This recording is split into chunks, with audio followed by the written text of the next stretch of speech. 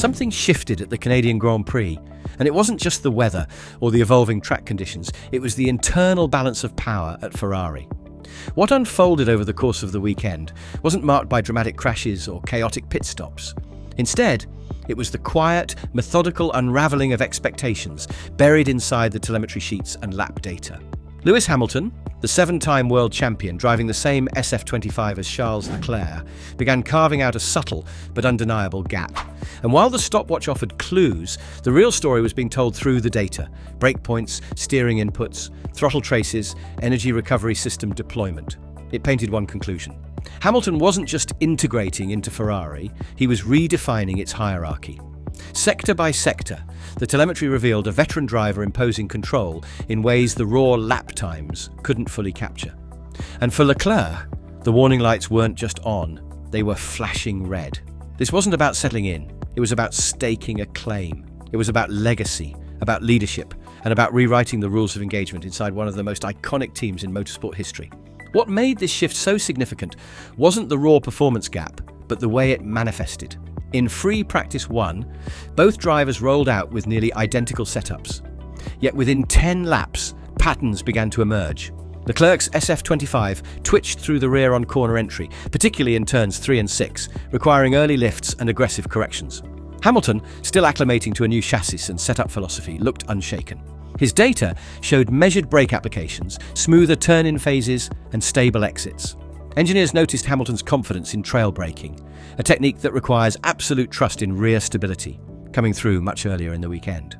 Then came free practice 2, where Leclerc was pulled from the session for a precautionary inspection of his survival cell. That left Hamilton as the sole data gatherer, and what he produced turned heads. The energy recovery system profiles, sector delta times, and tyre wear models showed a driver not just comfortable, but thriving. It was during this phase that Ferrari's engineers began quietly comparing sector overlays, and the results suggested a shift in driving harmony. Hamilton wasn't just matching Leclerc's benchmark pace, he was shaping it. And as they began to analyse his inputs more closely, patterns began to surface that hadn't been seen in a Ferrari car since the days of Fernando Alonso or Michael Schumacher. Small efficiencies that compounded into something bigger. The quiet consistency in Hamilton's approach became the loudest statement on the paddock. As the engineers dove into the free practice 2 data post-session, one thing became clear. Hamilton was extracting more performance with less strain. In the braking zones, he was consistently 3 to 4 meters later than Leclerc, especially into the critical 3rd and 6th corners. Normally, that level of delay increases rear instability, but Hamilton's modulation was so controlled that brake temperatures and pressures remained optimal. Through the mid-corner phase, Hamilton showed 11% less steering input variability compared to Leclerc. That figure may sound small, but in Formula One it translates to less tyre scrub, better weight transfer, and improved lap-to-lap consistency. The car was balanced under him, responding as an extension of his instincts.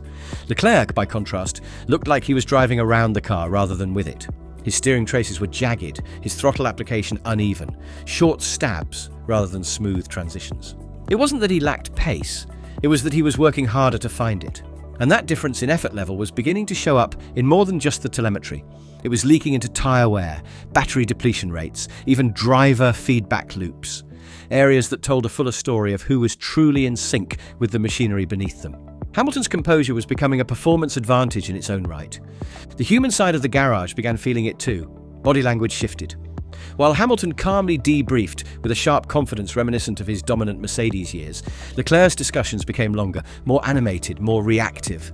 His tone with the engineers subtly changed, more questions, fewer statements. When Leclerc returned for free practice 3, he tried to match Hamilton's lines, braking points, and energy recovery system patterns. But the car didn't respond the same way. His attempts at mimicking Hamilton's earlier throttle applications through turn 10 caused rear instability and slower exits. The engineers traced it back to tyre temperature deltas. Hamilton's ability to maintain surface temperatures within a tight 3 degrees Celsius window allowed him to push more consistently without degrading grip. Leclerc's fronts were overheating in Sector 1, especially the loaded front left through the switchbacks. That compromised entry stability and accelerated wear.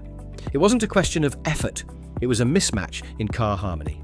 Hamilton had found a rhythm that Leclerc was still searching for, and it was starting to weigh on the dynamic inside Ferrari. For the first time, there was a sense that Leclerc was not the only voice shaping the weekend. Hamilton's inputs were influencing setup directions, simulator validation runs, and even tyre strategy for Sunday. He wasn't just contributing, he was beginning to define the direction. By the time qualifying rolled around, the numbers were no longer whispers, they were declarations. At turns 7 and 8, the telemetry showed Hamilton carrying 6 kilometers per hour, more apex speed with less steering effort. That's not a setup advantage, that's a driver with supreme confidence in front-end bite and rear stability. Over one lap, Hamilton out-qualified Leclerc by just over 0.6 of a second. That gap, in equal machinery, is significant. It raised eyebrows not just in the paddock, but inside the Ferrari pit wall. The data showed Hamilton gaining time in 3 key areas: later braking, tighter mid-corner lines, and earlier throttle application with minimal correction. Leclerc pushed to respond but overreached. More steering correction, more tyre spike, and less control. There were no radio complaints, no dramatic outbursts, but the internal tension was undeniable. Hamilton wasn't asking for setup changes. He didn't need to. He was working within the car's parameters more efficiently, more intuitively, and with results that spoke louder than any radio call ever could. For Leclerc, the pressure was no longer external. It had arrived in the adjacent garage bay, calm, focused, and relentless. Ferrari found itself watching the dynamic between its drivers evolve from complementary to competitive in the space of 72 hours. The bigger implication is what this means going forward. Ferrari hasn't just hired a superstar, they've imported a reference point. Someone who is already reshaping the way the team approaches data interpretation, setup baselines, and driver feedback. Hamilton's presence isn't just felt in the garage, it's embedded in the technical documentation that flows through Maranello after each session. His free practice, 2-sector analysis alone, led to re-evaluations of energy recovery system deployment strategy for Leclerc during qualifying. And that's where the psychology shifts. Because when one driver begins to define what optimal looks like, the team naturally orients around them. Leclerc isn't being pushed out, but he's being measured against a new standard, and for the first time in years, it's not one he set himself. What we're witnessing might not be a team battle. It could be a quiet transfer of leadership inside Ferrari, delivered not through politics or favoritism, but through the cold, unrelenting clarity of lap time. This isn't just about Montreal, it's about what kind of Ferrari emerges for the rest of the season. Will it be Leclerc's emotional edge, or Hamilton's clinical precision that defines the next chapter?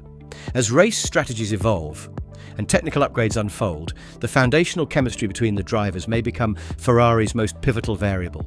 It's too early to declare a permanent shift in hierarchy, but the signs are there. The telemetry doesn't lie, neither do tyre temperatures, delta times, or throttle traces. What began as a data anomaly in free practice, one evolved into a strategic pivot by qualifying 3.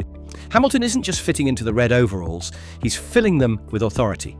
For Leclerc, the challenge is now clear. Adapt quickly, re-establish dominance, or risk becoming the second reference point in his own team. And for Ferrari, they may have just unlocked a level of performance they've been chasing since the hybrid era began. The only question now is whether they can manage the internal dynamics without fracturing the unity that's been their strength. Because if this Canadian weekend was any indication, Ferrari's fastest car might not just be running through the streets of Montreal, but straight through their own expectations. What happens next will depend not just on upgrades or strategy, but on mindset, on who can carry the pressure of expectation and still deliver when it counts most. And right now, that pressure has a new name stitched in red. The margins are small, the stakes are high, and as the season continues, every race will offer a new clue as to who truly leads this Scuderia revival.